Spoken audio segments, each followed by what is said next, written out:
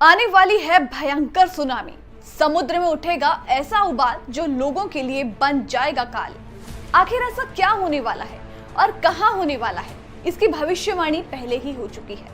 बाबा Venga का नाम तो आप सबने सुना ही होगा। नहीं, ये उनकी भविष्यवाणी नहीं है, ये भविष्यवाणी की है जापानी बाबा वेंगा ने, जिनका नाम है रियो त्सुकी। ये जापान की एक मांगा आर्टिस्ट है। इन्होंने कई ऐसी भविष्यवाणियां की हैं जो सच हुई हैं और इसीलिए इनकी बात से हर कोई घबराया हुआ है। तो पहले आपको ये बताते हैं कि अभी उनकी किस प्रेडिक्शन की बात की जा रही है।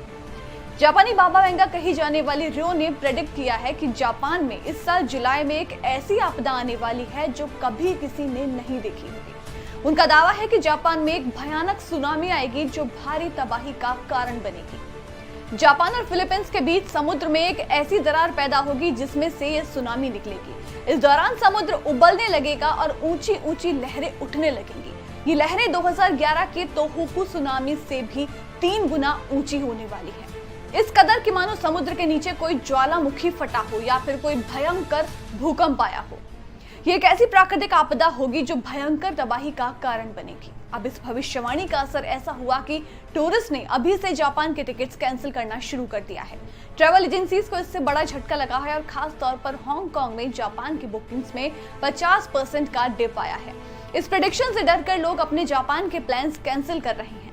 वहां जाने से लोग कतरा रहे हैं और जो वहां रह रहे हैं उनमें भी खौफ बना हुआ है। वहीं चीन ने जापान में रह रहे अपने नागरिकों के लिए एडवाइजरी भी निकाली है। लोगों को सतर्क रहने और सावधानी बरतने के लिए कहा गया है।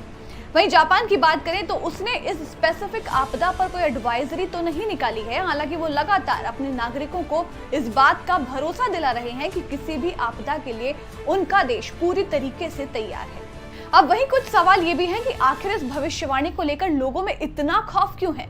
ये महज एक प्रेडिक्शन ही तो है, हो सकता है सच ना भी हो। तो चलिए आपको ये भी बताते हैं कि तात्सुकी की प्रेडिक्शन से इतना पैनिक क्यों हुआ है। तात्सुकी चर्चा में तब आई जब इनकी किताब the future I saw launch हुई। इस किताब में उन्होंने कई भविष्यवाणियां की।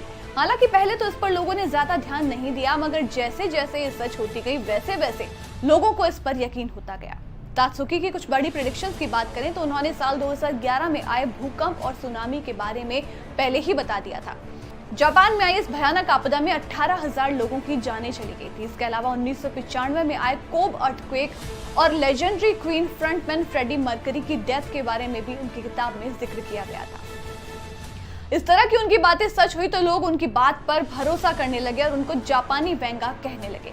इसके अलावा 31 अगस्त 1992 में उन्होंने प्रिंसेस डायना के बारे में अपनी डायरी में लिखा था और उससे ठीक 5 साल बाद 31 अगस्त 1997 को प्रिंसेस डायना की ट्रेजिक एक्सीडेंट में मौत हो गई। सिर्फ इतना ही नहीं बल्कि कोविड-19 को लेकर के भी उन्होंने पहले ही बता दिया था कि ये महामारी आने वाली है। अपनी डायरी में रियो तात्सुकी ने लिखा था कि साल 2020 में एक वायरस आएगा और कम होने के बाद 10 साल के बाद वो फिर से लौट कर आएगा। तात्सुकी भविष्य में होने वाली घटनाओं को पहले से ही देख लिया करती थी और अपनी ड्रीम डायरी में उनको नोट किया करती थी। जब दुनिया को इन सब प्रेडिक्शंस के बारे में पता चला तो लोग हैरान तो हुए, लेकिन उससे भी ज्यादा वो खौफ में थे। और यही खौफ अब लोगों में फिर से नजर आ रहा है, जब फिर से एक ऐसी भविष्यवाणी सामने आई और इसका समय नजदीक आने लगा। अब अगर उनकी बाकी की प्रेडिक्शंस की तरह ये भी सच होती है तो वाकई में एक बड़ी तबाही को कोई भी नहीं रोक पाएगा।